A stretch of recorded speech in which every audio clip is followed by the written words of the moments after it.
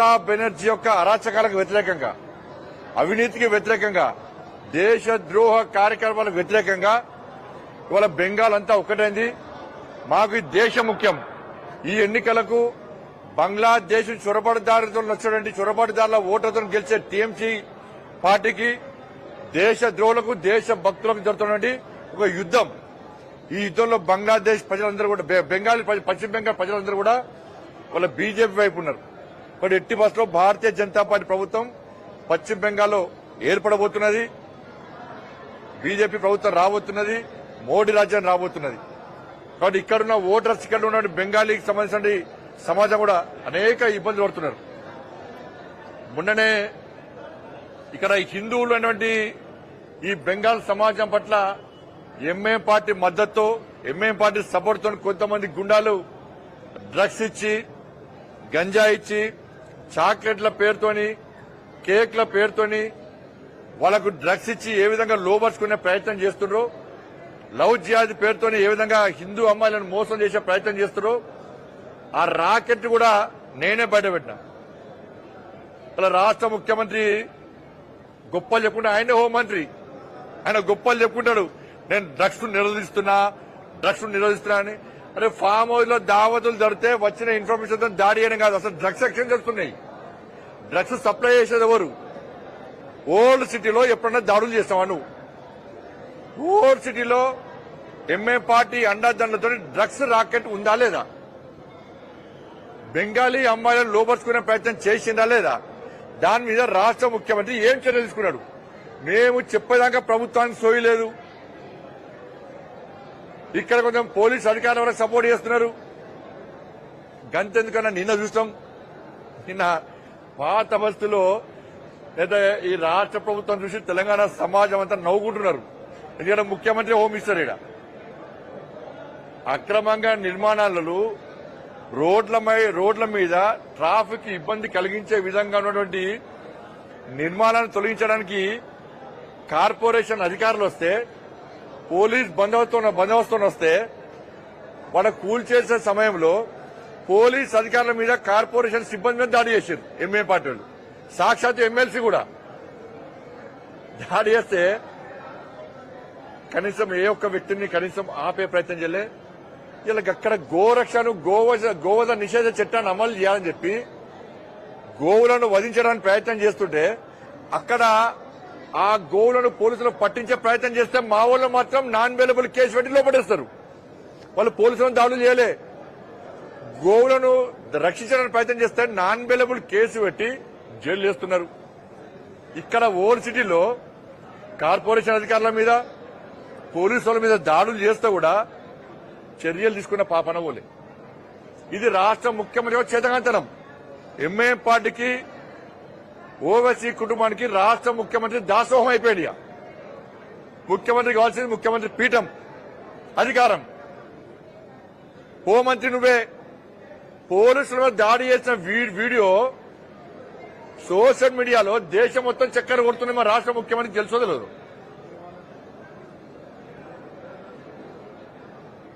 ఏం చర్యలు ఇంకా పెడతారు కావచ్చు. ఇవాళ వచ్చిపోయినా కదా, ఏదో సింపుల్ పిండి కేసు పెట్టి అరెస్ట్ చేసినాము, బెయిల్ వచ్చిందని చూపెట్టే ప్రయత్నం చేస్తారు. కొన్ని అక్రమ నిర్మాణాలు కూల్చేసారు. కూల్చేసినాక ఇవాళ ఏమైంది? వాళ్ళ మళ్ళా ఎంఐ పార్టీ నాయకులు వచ్చి జిహెచ్ఎంసీ వాళ్ళు, పోలీసు వాళ్ళు కూల్చేసినటువంటి అక్కడ బాధ్యత ఎంఐ పార్టీ ఎమ్మెల్యేలు ఉండి మళ్ళా తిరిగి నిర్మాణాలు చేపడుతున్నారు. ఎంత చేవజచ్చిన ప్రభుత్వం కాంగ్రెస్ పార్టీ ప్రభుత్వం అంటే, చేతగాని ముఖ్యమంత్రి, చేతగాని హోంమంత్రి బాధ్యతలు వేస్తున్న ముఖ్యమంత్రి సమాధానం చెప్పాలి. నీ ప్రభుత్వ హయాంలో జిహెచ్ఎంసీ కార్పొరేషన్ అధికారులు, పోలీసులు వచ్చి అక్రమాలు గురిపేస్తే నీకు ఛాలెంజ్ చేసే ముఖ్యమంత్రి నీతో ఏం కాదు, నువ్వు హోంమంత్రి నీతో ఏం కాదు, మీ వాళ్ళు వచ్చి కూలబడితే మేము బాధ్యత కట్టిస్తున్నామని చెప్పి సవాల్ చేస్తే ఇలా రాష్ట్ర ముఖ్యమంత్రి చేతులు ముసుకొని కూర్చోండి. ఇలా గదే హైడ్రాలా పేదోళ్ళ ఇల్లు కూల్చేస్తే అక్కడ పేదోళ్ళు మా ఇళ్లను కూల్చకండి అంటే లాఠీచార్జ్ చేసిరాడ. హైడ్రా పేరుతో పేదోళ్ళు ఇల్లు కూల్స్తే లాఠీచార్జ్ చేసిరు. పేదోళ్ళ మీద నాన్ అవైలబుల్ కేసులు పెట్టిర్రు. మహిళలను చూడకుండా పొట్టుబడి కొట్టిరు పోలీసులు. ఈ ఓల్డ్ సిటీలో పోలీసుల మీద దాడులు చేస్తే ఆధారాలుంటే కార్పొరేషన్ సిబ్బంది దాడులు చేస్తే ఆధారాలుంటే కనీసం లాఠీ లేపే దమ్ము లేని పోలీసు అధికారులు కొంతమందికి ఉన్నారు. ఇవాళ పోలీసు అధికారుల సంఘం ఏమైంది? పోలీసులు దాడులు చేస్తే కూడా లాఠీ చార్జ్ చేసే దమ్ము లేకుంటే ఎందుకు ఈ పోలీస్ వ్యవస్థ? ఓల్డ్ సిటీ ఇష్టపెట్టిండా చెప్పాలి రాష్ట్ర ముఖ్యమంత్రి. ఎంఏం పంటలకు అప్పయిపోయిన అదనే నేను ఓల్డ్ సిటీలో ఏం చేయ డ్రగ్స్ దందా చేసినా కూడా హిందూ అమ్మాయిని లోపరుచుకునే ప్రయత్నం చేసినా కూడా అక్రమ కట్టడాలను నిర్మూలించే ప్రయత్నం చేస్తే మా పోలీసులను కొట్టినా కూడా మేము ఏం చేయ ఎంఏ వాళ్ళకు దారాదత్తం చేస్తామని చెప్పు. చాలా ఓల్డ్ సిటీలో దమ్మ చూపడతాం, పోలీసులను రక్షించుకుంటాం, కార్పొరేషన్ రక్షించుకుంటాం. గింత దౌర్భాగ్యం మా రాష్ట్ర ముఖ్యమంత్రి చేతగాంతనం. పోలీసులను కొడితే నువ్వు ఒప్పుకుంటావా? దేవాలయం మీద దాడులే, లవ్ జిహాద్ జరగబట్టే హిందూ అమైన డ్రగ్స్ పేరుతో వేధిస్తున్నారు, గోవులను వధిస్తున్నారు. నిన్న కూకట్పల్లిలో లవ్ జిహాద్ పేరుతోని నవాబ్ అని పేరున్నది, నవాజ్ అంటాడు హిందూ అమ్మాయిని పెళ్లి చేసుకుని ఇలా గ్యాంగ్ రేప్ చేసే ప్రయత్నం చేస్తే ఏమైంది పోలీస్ వ్యవస్థ? ఏమైంది ప్రభుత్వం? ఎందుకు అరెస్ట్ చేస్తలేరు? హిందూ అమ్మాయిలు ఓనిగా, హిందువులకు రక్షణ వద్దిగా, వాళ్ళ ఓటు బ్యాంక్ పాలిటిక్స్ వాళ్ళ ఓట్లు మీకు మా అద్దిగా, మళ్ళీ బయటకు వచ్చి నేను దేవాలయం కట్టు కాదు. హిందూ సమాజం ఇవాళ తెలంగాణ రాష్ట్రంలో ప్రమాదంలో ఉంది, దాన్ని కాపాడు. ఫస్ట్ దాని గురించి మాట్లాడు. బాసర పోయట ఆదిలాబాద్ నట వేల కోట్ల రూపాయలతోనే అభివృద్ధి చేస్తాడు. ఈ పాత బస్తీని అభివృద్ధి చేయడం ఉండేది. నువ్వు ఉండే భాగ్యనగరాన్ని అభివృద్ధి చేస్తలేవు, ఒక్క పైసా ఇస్తలేవు. కేంద్ర ప్రభుత్వ నిధులు తప్ప ఒక్క పైసానన్నా హైదరాబాద్కి ఇచ్చినావా?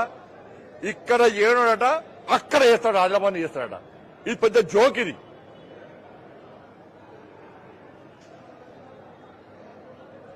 అభివృద్ధికి వ్యతిరేకంగా ఆదిలాబాద్ అన్ని అయ్యి, కానీ నువ్వున్న హైదరాబాద్ చేస్తలేవు కదా. నువ్వు ఏడ పోతాడా ఉపన్యాసాలు ఇస్తావు, ఏడ పోతే వేల కోట్లు ఇస్తాడు, ఒక్క రూపాయి ఇవ్వవు. కేంద్ర ప్రభుత్వము గ్రామ పంచాయతీ అభివృద్ధికి నిధులు ఇచ్చింది. ఏ గ్రామానికి ఇస్తావు చెప్పు? ఏం చేస్తావు నిధులు? ఏడికి పోయినాయి?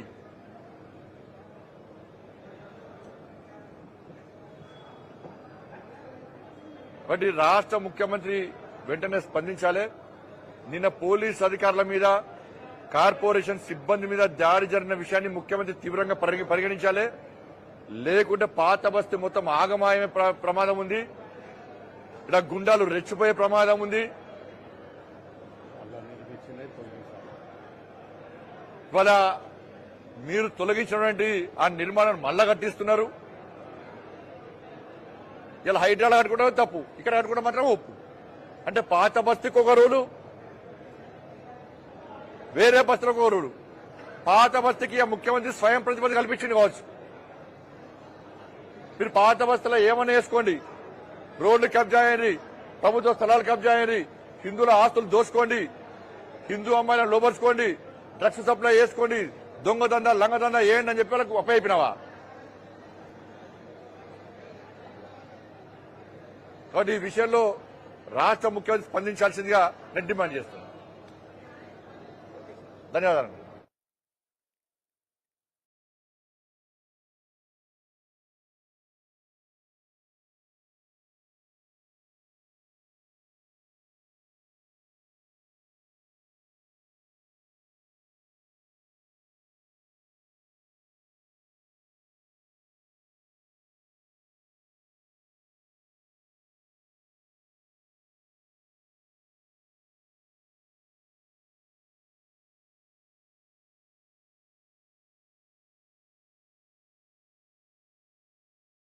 అందరికీ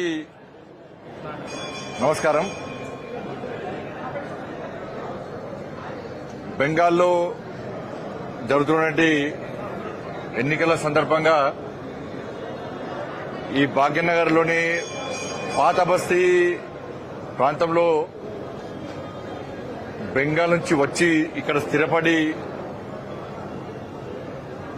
ఉన్నటువంటి అనేక కుటుంబాలు ఇక్కడ ఉన్నాయి కాబట్టి వాళ్ళందరినీ కలిసి వాళ్ళ కుటుంబ సభ్యులు, వాళ్ళ బంధుమిత్రులు, వాళ్ళ స్నేహితులు అందరూ కూడా బెంగాల్లో చాలా మంది ఉన్నారు కాబట్టి దాదాపు 60,000 మంది ఇక్కడ నివసిస్తున్నారు.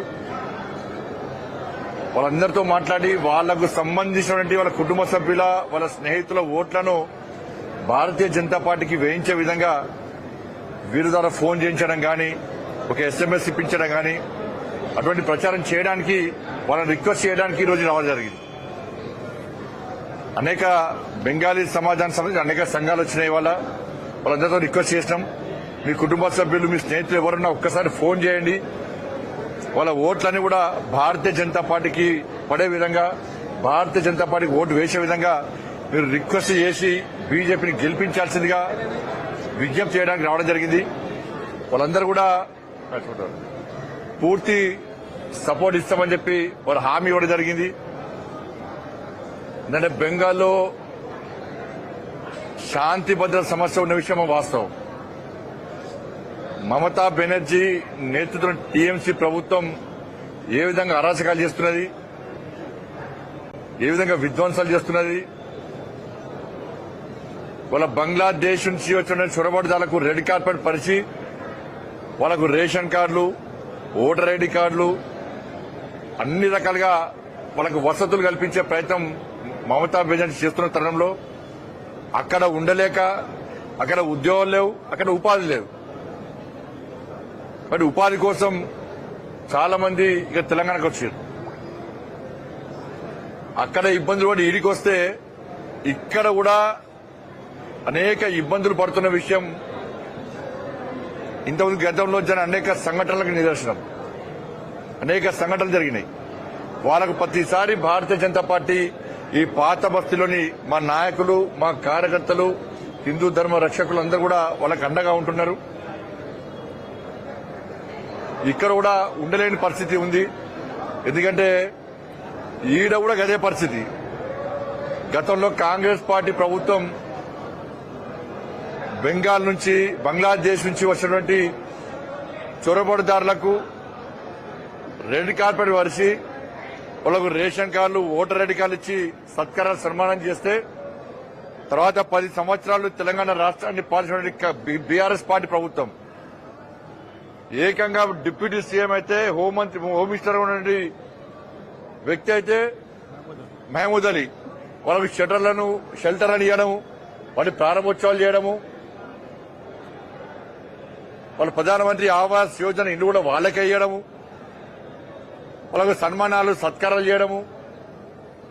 ఇక్కడ ఉన్నటువంటి బెంగాల్ నుంచి వచ్చినటువంటి పేద ప్రజలు మాత్రం ఇవ్వలే, భారతీయులకు మాత్రం ఇవ్వలే, బంగ్లాదేశ్ మాత్రం ఇచ్చింది. ఇక్కడ ఈ చాలా మంది సోషంలో తెలియని వాళ్ళందరూ కూడా కేంద్రంలో బీజేపీ ప్రభుత్వం ఉంది కదా ఎట్లొచ్చిరు అంటున్నారు.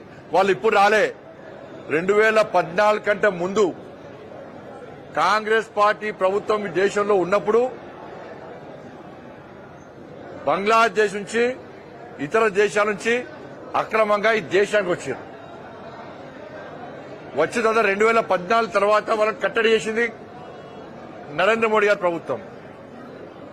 వాళ్ళ బెంగాల్లో పరిస్థితి చూస్తే, వెస్ట్ బెంగాల్లో పరిస్థితి చూస్తే, వెస్ట్ బెంగాల్లో సరిహద్దులో ఫెన్సింగ్ కట్టడానికి కూడా ఇవాళ మమతా బెనర్జీ ప్రభుత్వం సహకరిస్తలేదు.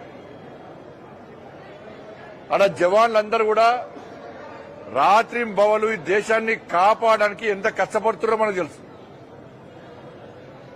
కేంద్రానికి సహకరించే ప్రయత్నం మమతా బెనర్జీ చేస్తలేదు. మమతా బెనర్జీ కావాల్సింది దేశం ముఖ్యం కాదు, ఈ ధర్మం ముఖ్యం కాదు, ఓట్ బ్యాంక్ పాలిటిక్స్. ఎవరైతే బంగ్లాదేశ్ నుంచి వచ్చిర్రో వాళ్ళందరికీ ఓటర్ ఐడి కార్డులు ఇచ్చి వాళ్ళ ఓట్ల ద్వారా అధికారాన్ని పొందాలని చెప్పి గతంలో కమ్యూనిస్టు పార్టీలు ప్రయత్నం చేస్తున్నాయి. కాంగ్రెస్ పార్టీ కట్టేసింది. ఇప్పుడు టీఎంసీ కూడా గదే చేస్తున్నది. దీన్ని మొదటి నుంచి కూడా భారతీయ జనతా పార్టీ దేశాన్ని కాపాడుకోవాలి, పశ్చిమ బెంగాల్ని కాపాడుకోవాలి, బంగ్లాదేశ్ నుంచి అక్రమంగా వచ్చే చొరబాటుదారులను నియంత్రించాలి, దేశానికి చుట్టూ సరిహద్దును నిర్మించాలి, ఫెన్సింగ్ ఏర్పాటు చేయాలని చెప్పి నరేంద్ర మోడీ ప్రభుత్వము ప్రయత్నిస్తున్న విషయం అందరూ తెలిసిందే. ఇంకా ప్రయత్నిస్తాం కూడా. కానీ బెంగాల్లో ఇప్పుడు పరిస్థితి మొత్తం మారిపోయినాయి. మమతా బెనర్జీ యొక్క అరాచకాలకు వ్యతిరేకంగా, అవినీతికి వ్యతిరేకంగా, దేశద్రోహ కార్యక్రమాలకు వ్యతిరేకంగా ఇవాళ బెంగాల్ అంతా ఒక్కటైంది. మాకు ఈ దేశం ముఖ్యం. ఈ ఎన్నికలకు బంగ్లాదేశ్ చొరబాటుదారులతో వచ్చినటువంటి చొరబాటుదారుల ఓట్లతో గెలిచే టీఎంసీ పార్టీకి దేశ ద్రోహులకు దేశ భక్తులకు జరుగుతున్నటువంటి ఒక యుద్ధం. ఈ యుద్ధంలో బంగ్లాదేశ్ ప్రజలందరూ కూడా బెంగాలీ పశ్చిమ బెంగాల్ ప్రజలందరూ కూడా వాళ్ళ బీజేపీ వైపు ఉన్నారు.